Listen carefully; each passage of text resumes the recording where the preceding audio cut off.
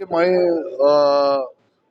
सुबह ही बोला था कि देश में विद्यार्थियों का जो आंदोलन चल रहा है, इस आंदोलन के माध्यम से कई लोग, कई संगठन और इंडिया आघाड़ी के सहयोगी पक्ष पूरे देश में सरकार के विरोध में आतंकवाद जैसे विचार वो फैला रही है।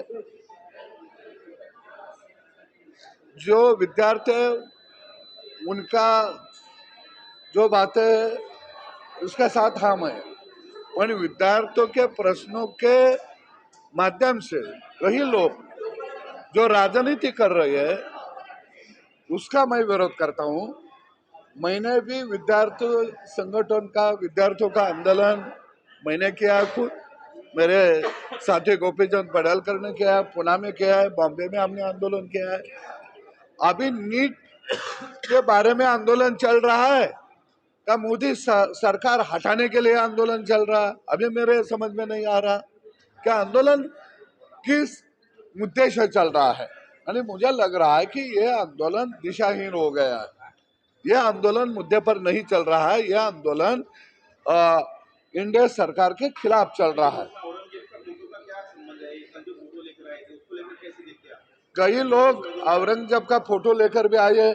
औरंगजेब का और नीट परीक्षा का क्या संबंध है? मुझे लगता है कि यह आंदोलन लोगों में दंगा फसाद करने के लिए, बढ़ावा देने के लिए चल रहा है। ये अभी ये सब साबित हो रहा है।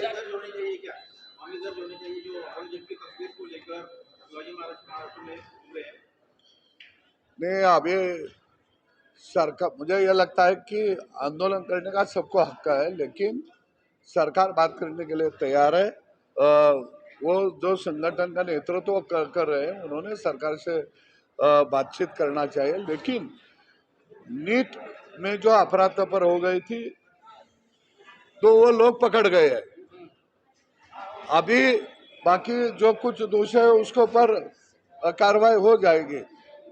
परीक्षा भी हो गई है, तो बाद में आंदोलन का क्या ये मजाक रखा है? वो धर्मेंद्र प्रधान जी का कोई संबंध नहीं है सीधा, लेकिन उनको ऊपर जो आरोप लगा रहे हैं, उसके बाद मोदी सरकार के ऊपर आरोप लगा रहे हैं, ये मुझे लगता है कि यह आंदोलन गलत रास्ते से जा रहा है। जिस तरीके से पुलिस वालों पर हमला किया गया, आंदोलनकारी नेपाल और बांग्लादेश जैसी स्थिति और श्रीलंका जैसी स्थिति बनाना चाहते थे क्या भारत में? अब यह है कि आंदोलन के लोगों ने हमला किया है पुलिस कर्मचारियों का दूसरा बाह्य शक्ति कोई आंदोलन में घुस गए थे, उसका तपास सरकार करेगी। लेकिन मुझे लगता है कि आंदोलन मुद्दे पर होना चाहिए। तुम्ही जे सकाळी विधान केलं, आतंकवादी अशी उपमा तुम्ही आंदोलनकर्त्यांना दिली आहे, असा एकूणच आरोप होता। काय आहे की मी एक मुद्दा क्लिअर करतो की मी सकाळी बोललेलो होतो की इंडिया आघाडी त्यांचे सहयोगी पक्ष हे खऱ्या अर्थानं आतंकवादी विचार या आंदोलनाच्या आडोशानं राज्यामध्ये आणि देशामध्ये पसरवत आहेत। सोशल मीडियामध्ये जर बघितलं तर एकंदरीत त्याच पद्धतीनं राज्यामध्ये महाविकास आघाडीचं काम चाललेलं आहे। एक आहे की विद्यार्थ्यांच्या बरोबर आम्ही आहोत, विद्यार्थ्यांचं आंदोलन राज्यामध्ये मी केलेलं आहे, त्याच्यासाठी आम्ही लाठाकाठा खाल्लेल्या आहेत, आम्ही तुरुंगामध्ये गेलेलो आहे। परंतु नीटचं आंदोलन असताना जी नीटच्या मध्ये जे काय पेपर फुटीचं प्रकरण झालं, हा मुद्दा आता बाजूला राहिलेला आहे। एकतर त्या परीक्षा झालेल्या आहेत, पण मुद्द्याला सोडून खऱ्या अर्थानं हे आंदोलन आज उभा राहताना आपल्याला पाहायला मिळत आहे।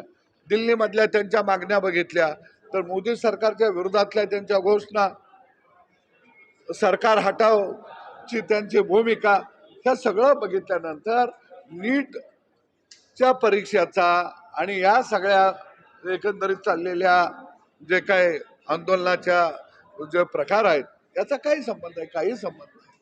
आणि म्हणून मला वाटतं की मी आज या मतावर ठाम आहे की काही विद्यार्थी प्रामाणिकपणाला लढा देत आहेत, परंतु भाजप प्रणित विरोधी जी आघाडी आहे काँग्रेस समर्पित, ही आघाडी या देशाला अस्थिर करण्यासाठी आतंकवादी विचार या देशातल्या वेगवेगळ्या माध्यमातून पसरवत आहेत.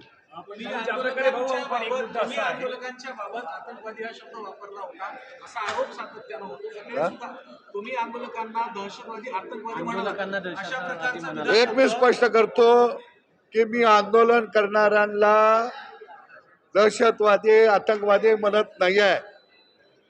त्यांच्या आडोशानं इंडी आघाडी समर्पित जे पक्ष आहेत ते या देशामध्ये या माध्यमातून आतंकवाद पसरता येईल का, या माध्यमातून देशामध्ये दंगा धोपा करता येईल का, या माध्यमातून सरकारच्या विरोधामध्ये देशातल्या जनतेला रस्त्यावर आणता येईल का, अशा पद्धतीचं कुठील षडयंत्र या देशामध्ये ही सगळे विरोधी पक्ष खऱ्या अर्थानं करायला लागलेले आहेत. आणि त्याचा पुरावा माझ्याकडं आहे की कशा पद्धतीनं सोशल मीडियावरती वेगवेगळे पक्ष काँग्रेस समर्पित बातम्या पसरवत आहे, हा पुरावा आहे माझ्याकडं. आणि म्हणून मी त्या माध्यमातून बोललो आणि म्हणून म्हटलं की औरंगजेबाचा आणि नीटच्या परीक्षाचा काय संबंध, याचं उत्तर हे देणार आहेत का? म्हणजे खोटं बोला, रिटून बोला आणि लोकांना मनामध्ये संशय निर्माण करा, अशा पद्धतीनं राज्यामध्ये आणि देशामध्ये काम चाललेलं आहे. त्याला आमचा विरोधच असणार. भाऊ एक प्रश्न याच्यामध्ये